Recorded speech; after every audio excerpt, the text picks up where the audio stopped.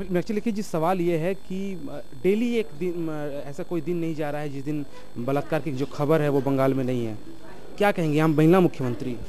देखिए, मैं सिर्फ ये कहूँगी कि अगर रेप केसेस और महिला उत्पीड़न बढ़ रहा है और आपके नंबर जो हैं पहले से परिवर्तित हुए हैं, तो उसमें कहीं ना कहीं ये लॉ एंड ऑर्डर मशीनरी से जुड़ा हुआ प्रश्न है और जुडिशरी से जुड़ा हुआ प्रश्न है।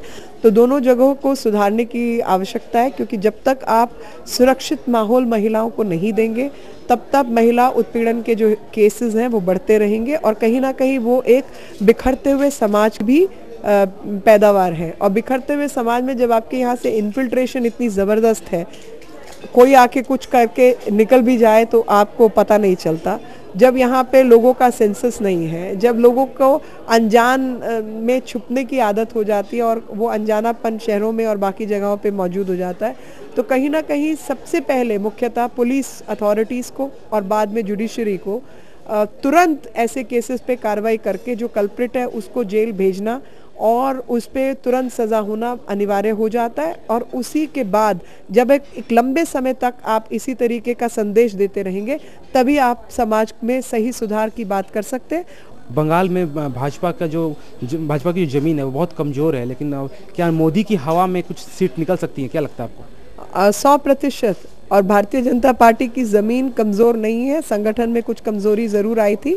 ये ज़मीन वो है जहाँ से श्रद्धेय हमारे श्यामा प्रसाद मुखर्जी और विवेकानंद जैसे जो चिन्ह हैं भारतीय संस्कृति के, सभ्यता के, उनकी उत्पत्ति जो है वो इस पुण्य भूमि से हुई है। ये वो भूमि है जहाँ पर धर्म के आधार पर जब बंगाल का बंटवारा हुआ था तो लोगों ने वंदे मातरम को कोई कम्युनल नारा नहीं कहा था, बल्कि सबने मिलकर गाया था। इस पुण्य भूमि से ही कमल खिलेगा, क्योंकि बहुत आसपास कीचड़ फैला है और उस कीचड़ के फैलने की वजह से कमल का खिलना भी निश्चित है। चलिए, मेरा आखिरी सवाल है। अन्ना हजारे ने कहा है कि जो देश का अगला प्रधानमंत्री होगा वो ममता की तरह होना चाहिए।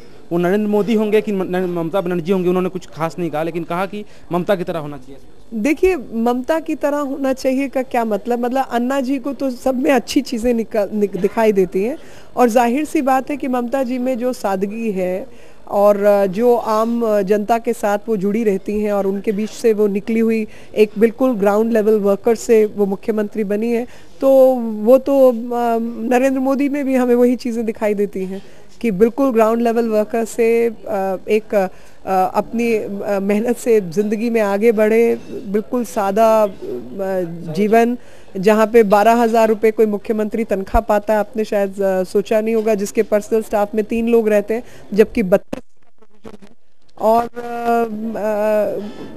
सिवाय देश प्रेम के आगे और लोगों की सेवा के अलावा कोई मकसद नहीं है। तो ठीक है, अच्छाइयाँ सब तरफ होती हैं और अच्छाइयाँ जिसमें भी हो उनको रिकग्नाइज़ किया जाना चाहिए।